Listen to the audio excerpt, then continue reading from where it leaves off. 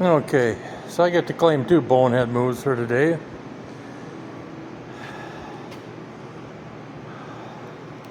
But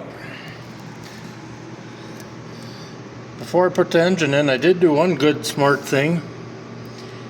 There's the new clutch sleeve. It's all bled out. New clutch master. But I'm on my phone because said such bonehead grabbed his camera case with his dead camera in it, went home to charge it, and yeah, it helps if you put the camera in the case. So I don't have my GoPro. So the engine's in. So the bonehead mover today one was no charge GoPro. We'll go over here, and where the heck did I lay him now? Anyways, back at the engine right here where my toe is, right there, there's little dowel pins that go in there. And these ain't really pins, they're,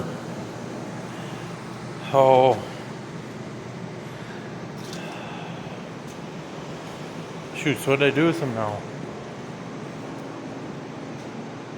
I guess it don't matter.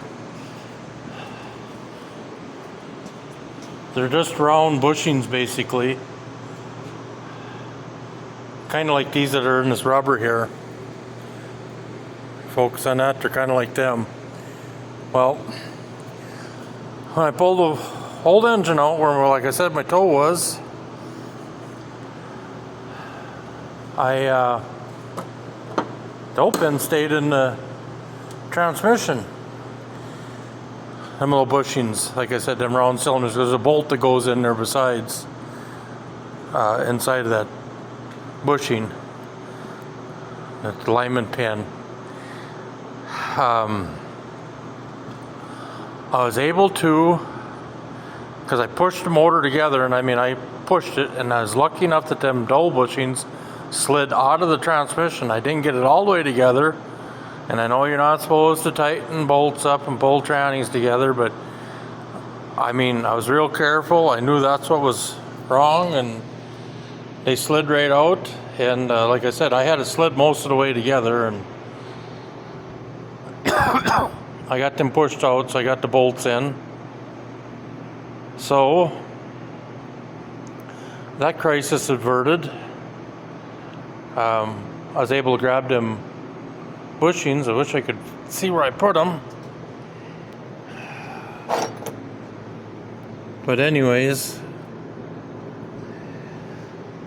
I was able to grab them and pull them out with a vice grip, get everything put together. My camera's in the case.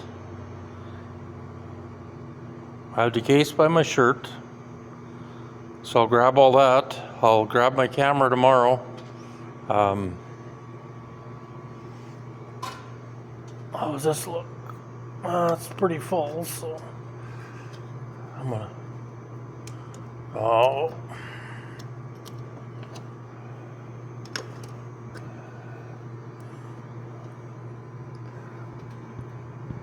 There. Close that up.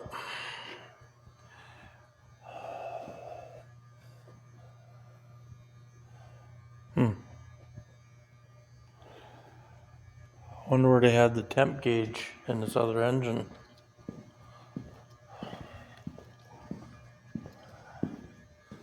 So I thought they had it in there. And I don't have a passage there, do I?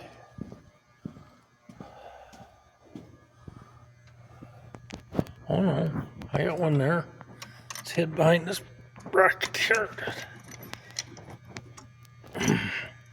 That plug right there. Okay. The water temp sensor's got to go in where that plug is.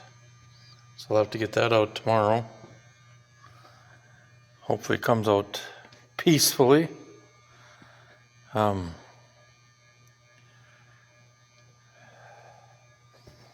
I got this valve cover soaking. I'm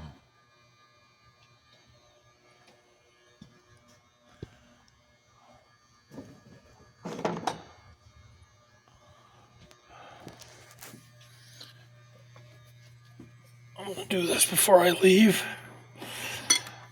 I preach about this, and I'm gonna tell you guys something. If you want to have U-joint troubles, transmission troubles,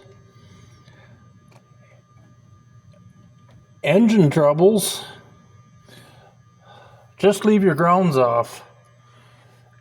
And no, I'm not talking about the normal ground from the engine to the